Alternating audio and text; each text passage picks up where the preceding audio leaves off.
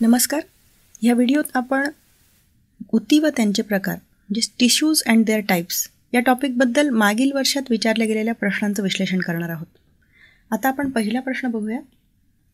हा प्रश्न MPSC 2014मध्ये विचारला गेलेला आहे आणि हा प्रश्न आहे, कोणती प्राणीपेशी मेदाचे संश्लेषण, संग्रहण आणि चयापचय करते? संश्लेषण म्हणजे सिंथसिस, संग्रहण म्हणजे स्टोरेज आणि चयापचय म्हणजे मेटाबॉलिझम आणि मेद म्हणजे फॅट्स. आणि यासाठी हे खाली 4 पर्याय दिलेले आहेत आणि प्रत्येक पर्यायामध्ये एक प्राणी ऊती दिलेली आहे. त्यापैकी योग्य प्राणी ऊती आपल्याला इथे निवडायची आहे. आता आपण आपल्या पुस्तकातले मेद ऊती म्हणजे चरबीयुक्त ऊती म्हणजेच ॲडिपोस टिश्यू या हेडिंग अंतर्गतचा हा पॅरा बघणार आहोत. ह्या पॅरामध्ये स्पष्ट म्हटलेले आहे की मेद ऊती ह्या मेदपिंडाने भरलेल्या असतात, म्हणजे या ऊतींमध्ये फॅट स्टोअर केलेलं असतं. त्याबरोबरच त्यांच्यात एक जेलीसारखा आधारकसुद्धा असतो.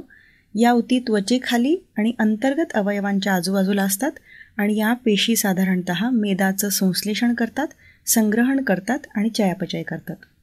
आता या इन्फॉर्मेशननुसार आपल्याला या प्रश्नाचं उत्तर देता येणार आहे आणि या प्रश्नाचं योग्य उत्तर आहे पर्याय क्रमांक 2. आता पुढचा प्रश्न आहे, वनस्पती शास्त्रानुसार फायबर वनस्पतीपासून बास्ट फायबर्स मिळतात. प्रत्यक्षात ते वनस्पतीच्या खालीलपैकी कोणत्या भागात असतात? आणि त्यासाठी खाली हे पर्याय दिलेले आहेत. पहिला पर्याय आहे रसवाहिन्या, दुसरा पर्याय आहे जलवाहिन्या, तिसरा पर्याय आहे मुळे आणि चौथा पर्याय आहे पाने. आता आपल्या पुस्तकातल्या रसवाहिनी या हेडिंग अंतर्गत आपण हा स्वतंत्र पॅरा दिलेला आहे आणि या पॅरामध्ये आपण स्पष्ट म्हटलेलं आहे की रसवाहिन्यांनाच लेप्टोम असंही म्हणतात आणि यांनाच बास्ट असंही म्हटलं जातं. आणि म्हणून रसवाहिनी तंतू म्हणजेच फ्लोएम फायबर्सला बास्ट फायबर्स असंही म्हटलं जातं. आता बास्ट फायबर्स हे तंतू केवळ रसवाहिन्यांमधले असे तंतू असतात जे मृत स्वरूपात असतात. म्हणजे सुरुवातीला हे तंतू जिवंत असतात, या पेशी जिवंत असतात आणि नंतर त्या मृत पेशींमध्ये रूपांतरित होतात आणि नंतर त्या तंतूंमध्ये रूपांतरित होऊन वनस्पतींना मजबूती प्रदान करतात. आता असे तंतू म्हणजे असे बास्ट फायबर असणाऱ्या वनस्पती कुठल्या आहेत? तर त्या आहेत अंबाडी, गांजा आणि ताग. आता यात असणारे जे रसवाहिनी तंतू असतात ते व्यावसायिकरित्या वापरले जातात. म्हणजे या तंतूंचा उपयोग साधारणतः दोर तयार करण्यासाठी किंवा मलमलाचं कापड तयार करण्यासाठी सुद्धा केला जातो.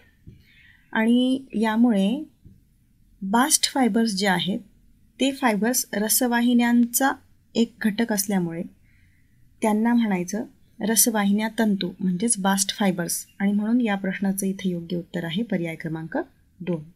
तर पुढचा प्रश्न आहे, बियांच्या कडक कवचामध्ये कोणत्या ऊती आढळतात? आणि खाली पर्याय दिलेले आहेत, दृढ ऊती, पृष्ठभागी ऊती, स्थूलकोन ऊती की हरित ऊती. आता आपल्या पुस्तकात आपण मूल ऊती, स्थूल ऊती आणि दृढ ऊतींच्या ह्या आकृत्या दिलेल्या आहेत आणि यात तुम्ही दृढ ऊती अंतर्गत ही आकृती बघू शकतात. तर या ऊती ज्या पेशीपासून बनलेल्या असतात त्या पेशींच्या पेशी भित्तिकांमध्ये लिग्निन असतं आणि या लिग्निनमुळे यांच्या पेशी भित्तिका ह्या टणक असतात, जाडसर असतात आणि कठीण असतात. आता या सर्व पेशी मिळून या ऊती तयार होतात. तुम्हाला माहितीच आहे की सर्व पेशी, अनेक पेशी एकत्र आले की ऊती तयार होतात. तर ज्यावेळी आपण दृढ ऊती सूक्ष्मदर्शकांतर्गत बघतो त्यावेळी आपल्याला त्यात असणाऱ्या वेगवेगळ्या या पेशी दिसतात आणि या पेशींच्या पेशी भित्तिका या जाड असतात आणि त्या जाड असण्यामागचं कारण आहे की त्यांच्यात असतं लिग्निन आणि या लिग्निनमुळे या सर्व पेशींच्या पेशी भित्तिका जाड बनतात आणि त्यामुळे या पेशीपासून तयार झालेल्या ज्या ऊती असतात त्यासुद्धा जाड असतात, टणक असतात, दृढ असतात. म्हणून त्यांना दृढ ऊती म्हटलं जातं. इंग्लिशमध्ये यांनाच आपण स्क्लेरेन्कायमा टिश्यू असं म्हणतो. आणि अशा ऊती साधारणतः वनस्पतींना टणकपणा देतात, त्यांच्यात हार्डनेस आणतात, त्यांच्यात स्टिफनेस आणतात. मग या प्रकारच्या ऊती वनस्पतींच्या कुठल्या भागामध्ये आढळून येतात? तर त्या साधारणतः नारळाच्या भोवती असलेला तंतुमय हस्कमध्ये हा पण एक हार्ड पार्ट असतो. नंतर संवहनी भाग हा साधारणतः झायलेम आणि फ्लोएमचा बनलेला असतो, त्यात त्या असतात. पानांच्या शिरामध्ये असतात आणि बियांच्या कठीण कवचांमध्ये असतात. बियांची कठीण कवचंसुद्धा हार्डच असतात आणि वनस्पतींचे जे भाग हार्ड असतात, जे भाग टणक असतात त्या टणक भागांमध्ये साधारणतः या दृढ ऊती आढळतात. आता आपल्या प्रकरणाच्या शेवटी आपण फरक स्पष्ट करा अशा या फॉर्ममध्ये हे चार्ट दिलेले आहेत आणि या चार्टमध्ये आपण स्थूल ऊती आणि दृढ ऊती या दोघांचं फरक जेव्हा बघतो त्या ठिकाणी सुद्धा आपण हे मेन्शन केलेलं आहे की या ऊती ज्या असतात त्या पानांच्या शिरा आणि बियांच्या कठीण कवचांमध्ये आढळतात. तर या इन्फॉर्मेशनवरून आपल्याला या प्रश्नाचं योग्य उत्तर देता येणार आहे आणि या प्रश्नाचं योग्य उत्तर आहे पर्याय क्रमांक 1, दृढ ऊती. आता आपण पुढच्या प्रश्नाकडे वळूयात. पुढचा प्रश्न आहे, खालीलपैकी कोणता घटक रसवाहिन्यांमध्ये अंतर्भूत होत नाही, म्हणजे फ्लोएम अंतर्गत न येणारा घटक आपल्याला इथे बघायचा आहे, तर शोधायचा आहे. आणि यात पर्याय दिलेले आहे कंपॅनियन पेशी, सीव ट्यूब, व्हेसल्स आणि सीव प्लेट्स. तर यासाठी तुम्हाला रसवाहिन्यांमध्ये कोणते घटक अंतर्भूत होतात हे माहिती असणं आवश्यक आहे. तर आपण आपल्या पुस्तकात रसवाहिन्या या हेडिंग अंतर्गत हा स्वतंत्र पॅरा दिलेला आहे आणि ही त्यासोबत फिगरही दिलेली आहे. आता रसवाहिन्यांमध्ये काय काय अंतर्भूत होतं, तर रसवाहिन्यांअंतर्गत येतात चाळण नलिका, त्यानंतर चाळणपट्ट्यांचाही यात समावेश होतो, त्यानंतर यात येतात सहयोगी पेशी, त्यानंतर येतात रसवाहिनी मूल ऊती आणि रसवाहिनी तंतू. आता साधारणतः या ज्या चाळण नलिका असतात त्यापूर्वी तुम्हाला हे माहिती असलं पाहिजे की रसवाहिन्यांद्वारे वनस्पतींना अन्नपदार्थ पुरवले जातात. जलवाहिन्यांद्वारे वनस्पतींना पाणी आणि खनिजांचं वहन केलं जातं आणि रसवाहिन्यांद्वारे अन्नपदार्थ वाहून नेले जातात आणि वनस्पतींच्या शरीरातल्या प्रत्येक भागाला ते पुरवले जातात. म्हणून या रसवाहिन्यांमध्ये या ज्या चाळण नलिका असतात त्या चाळण नलिकांमधून साधारणतः अन्न वाहून नेलं जातं आणि हे अन्न वाहून नेलं जात असताना या प्लेट्समध्ये या ज्या चाळण नलिका असतात या चाळण नलिकांमध्ये न्यूक्लियस नसतो. म्हणजे आपल्या शरीरात जसं हिमोग्लोबिन वाहून नेण्यासाठी RBCs असतात आणि जास्तीत जास्त हिमोग्लोबिन आणि मार्फत ऑक्सिजन वाहून नेला जावा म्हणून आपल्या RBCsमध्ये केंद्रक नसतो आणि तेवढी जागा पुन्हा जास्त ऑक्सिजनसाठी उपलब्ध व्हावी म्हणून आपल्या RBCमध्ये केंद्रक नसतो. त्याप्रमाणे वनस्पतींमधल्या या चाळण नलिकांमध्ये सुद्धा जास्तीत जास्त अन्नपदार्थांचं वहन व्हावं म्हणून त्यांना केंद्रक नसतो. आणि या 2 चाळण नलिकांच्या मध्ये या सीव प्लेट्स असतात. या सीव प्लेट्समध्ये असे पोर्स असतात, छिद्र असतात छोटी छोटी, आणि या छिद्रांमार्फत एका चाळण नलिकेतून दुसऱ्या चाळण नलिकेमध्ये अन्नपदार्थांचं वहन केलं जातं. आता या चाळण नलिकांना केंद्रक नसल्यामुळे त्या चाळण नलिकांचं कार्य सुरळीत पार पडण्यासाठी त्यांच्या आजूबाजूला हे कंपॅनियन सेल्स असतात, या सहयोगी पेशी असतात. या सहयोगी पेशींमध्ये केंद्रक असतो आणि यांच्यात केंद्रक असल्यामुळे ते स्वतःसोबत या चाळण नलिकांचं सुद्धा कार्य सुरळीतपणे पार पाडतात. याचबरोबर असतात या रसवाहिनीमध्ये रसवाहिनी मूल ऊती.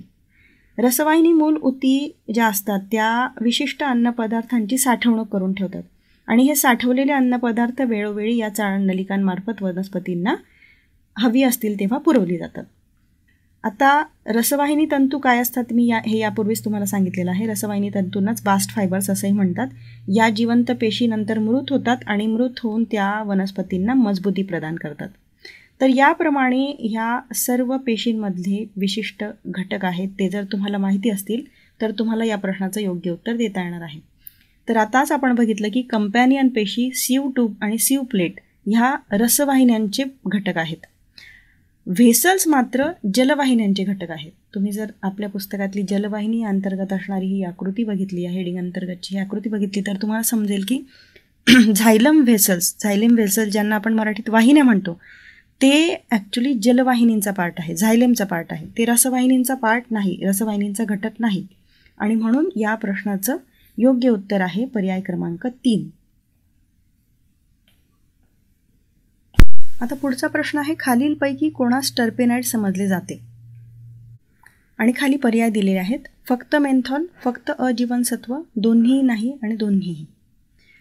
तर आता आपल्याला या प्रश्नाचं योग्य उत्तर शोधायचं आहे. त्यापूर्वी आपल्याला माहिती असलं पाहिजे की वनस्पतींमध्ये त्यांच्या शरीरात वेगवेगळ्या पाथवेजमार्फत प्राथमिक आणि दुय्यम उत्पादितं तयार केली जातात आणि या उत्पादितांना मानवी आयुष्यात अनन्यसाधारण महत्त्व आहे. ही उत्पादितं वनस्पतींपासून मिळतात म्हणून ती नैसर्गिक उत्पादितं म्हणून ओळखली जातात. आणि अशी उत्पादितं साधारणतः वनस्पतींपासून भरपूर प्रमाणात तयार होतात. या उत्पादितांपैकी 60% म्हणजे सगळ्यात जास्त उत्पादितं जी असतात ती टर्पेनाइड असतात, टर्पेनाइड स्वरूपात असतात. यांच्यात जे 5 कार्बन असलेले आयसोप्रीन घटक असतात त्यांना टर्पिन म्हटलं जातं. म्हणजे 5 कार्बन रिंग असणारे जे आयसोप्रीन घटक असतात त्यांना टर्पिन म्हटलं जातं. आणि यांच्यात जेव्हा ऑक्सिजन मिसळला जातो तेव्हा त्यांना टर्पेनॉइड्स म्हटलं जातं. आणि वनस्पतींमध्ये साधारणतः हे टर्पेनॉइड्स उत्पादित सर्वात जास्त प्रमाणात बघायला मिळतात ॲज कम्पेअर टू प्राणी. तर प्राण्यांमध्ये अशा टर्पेनॉइड्स मधली उत्पादितं सापडतात, पण ती वनस्पतींपेक्षा कमी प्रमाणात सापडतात. आणि अशा टर्पेनॉइड्सला वनस्पतीशास्त्रात आणि पारिस्थितिकीमध्ये भरपूर महत्त्व आहे. आता वनस्पतींना विशिष्ट गंध आणि रंग या टर्पेनॉइड्समुळेच प्राप्त होत असतो. निलगिरी, दालचिनी, लवंग, आलं यांचा विशिष्ट गंध या टर्पेनॉइड्समुळे असतो. सूर्यफुलाचा पिवळा रंग किंवा टमाट्याचा लाल रंगसुद्धा या टर्पेनॉइड्समुळेच असतो. आणि आपण पुढे काही महत्त्वाचे टर्पेनॉइड्स तिथं मेन्शन केलेले आहेत, दिलेली आहेत. त्यातलं आहे पहिलं आहे टर्पेनॉइड सिट्राल, दुसरा आहे मेन्थॉल, तिसरा आहे कॅम्पर, चौथा आहे बीटा कॅरोटीन, व्हिटॅमिन ए आणि यासारखी अनेक टर्पेनॉइड्स वनस्पतींमार्फत तयार केली जातात. तर या इन्फॉर्मेशनवरून तुम्हाला या प्रश्नाचं योग्य उत्तर देता येणार आहे. तर मेन्थॉल आणि जीवनसत्व हे टर्पेनॉइडचाच एक प्रकार आहेत. ते प्लांट मेटॅबोलाइट्स आहेत आणि ते भरपूर प्रमाणात वनस्पतींमध्ये तयार होत असतात. आणि पर्याय 1 आणि 2 हे दोघंही पर्याय योग्य असणारा पर्याय आहे पर्याय क्रमांक 3. म्हणून इथे पर्याय क्रमांक 3 हा योग्य पर्याय आहे असं आपण म्हणू शकतो. आता पुढचा प्रश्न आहे ब्लड इज ए, म्हणजे रक्त ही डॅश डॅश ऊती होय, आणि त्यासाठी खालीही पर्याय दिलेले आहेत. Reproductive tissue, connective tissue, epithelial tissue आणि मस्क्युलर टिश्यू. आता आपल्या पुस्तकातल्या प्राणी ऊतीचे वर्गीकरण या चार्ट खाली आपण या प्राणी ऊतीचं हे विशिष्ट क्लासिफिकेशन दिलेलं आहे. आणि या क्लासिफिकेशन अंतर्गत आपण म्हटलेलं आहे की प्राणी ऊती ही अभिस्तर ऊती, संयोजी ऊती, स्नायू ऊती आणि चेता ऊती या 4 ऊतींमध्ये विभाजित झालेली असते. त्यातली संयोजी ऊती पुन्हा द्रवरूप संयोजी ऊती, सैल संयोजी ऊती, अस्थियुक्त संयोजी ऊती आणि घनरूप संयोजी ऊतींमध्ये विभाजित होते. यातली द्रवरूप संयोजी ऊती जी असते त्यामध्ये रक्त आणि लसिकांचा समावेश होतो, म्हणजेच ब्लड आणि लिम्फ्सचा समावेश होतो. आता या सर्व ऊतींना आपण नंतर संक्षिप्तपणे मांडलेलं आहे आणि त्यात आपण स्पष्टपणे म्हटलेलं आहे की रक्त आणि लसिका ह्या द्रवरूप संयोजी ऊती अंतर्गत येतात. यांनाच इंग्लिशमध्ये फ्लुइड कनेक्टिव्ह टिश्यूज असंही म्हटलं जातं. थोडक्यात त्या कनेक्टिव्ह टिश्यूचा प्रकार आहेत. आणि या इन्फॉर्मेशनवरून या प्रश्नाचं योग्य उत्तर आहे पर्याय क्रमांक 2 कनेक्टिव्ह टिश्यू. आता पुढचा प्रश्न आहे which one among the following animal tissues transports hormones and heat and maintains water balance. आणि खाली हे पर्याय दिलेले आहेत connective tissue, muscular tissue, blood and nervous tissue. थोडक्यात कुठली प्राणी ऊती ही शरीरात संप्रेरकांचं वहन करते आणि उष्णता आणि पाण्याचा समतोल राखते. आता आपल्या पुस्तकात आपण संयोजी ऊती या हेडिंग अंतर्गत हा स्वतंत्र पॅरा दिलेला आहे आणि त्यात द्रवरूप संयोजी ऊती अंतर्गत येणाऱ्या रक्त या हेडिंगखाली आपण स्पष्टपणे म्हटलं आहे की पोषक द्रव्य, संप्रेरक आणि उत्सर्जित पदार्थांचं रक्तामुळे वहन केलं जातं आणि याचबरोबर उष्णता आणि पाण्याचा समतोलसुद्धा राखला जातो. आणि या इन्फॉर्मेशनवरून या प्रश्नाचं योग्य उत्तर आहे पर्याय क्रमांक 3. आता पुढचा प्रश्न आहे in which one of the following types of connective tissue in animals does fat get stored. आणि त्यासाठी पर्याय दिलेले आहेत ॲडिपोसाइट्स, कॉन्ड्रोसाइट्स, ओस्टिओसाइट आणि रेटिक्युलोसाइट. आता आपल्या पुस्तकातल्या मेद ऊती या पॅरा अंतर्गत आपण म्हटलेलं आहे की मेद ऊती ह्या मेदपिंडाने भरलेल्या असतात. ह्या पेशी मेदाचं संश्लेषण करतात, संग्रहण करतात आणि चयापचय करतात. या ऊतींमध्ये स्निग्ध पदार्थ थोडक्यात मेद साठवून ठेवले जातात आणि वेळोवेळी त्यांच्यापासून शरीराला ऊर्जा पुरवली जाते. आणि ह्या ऊती उष्णतारोधनाचं कार्य करतात आणि यामुळे विसंवाहक म्हणजे इन्सुलेटर म्हणूनही बॉडीला मदत मिळते. आणि या इन्फॉर्मेशनवरून या प्रश्नाचं योग्य उत्तर आहे ॲडिपोसाइट्स, म्हणजेच पर्याय क्रमांक 1 हा इथे योग्य पर्याय आहे.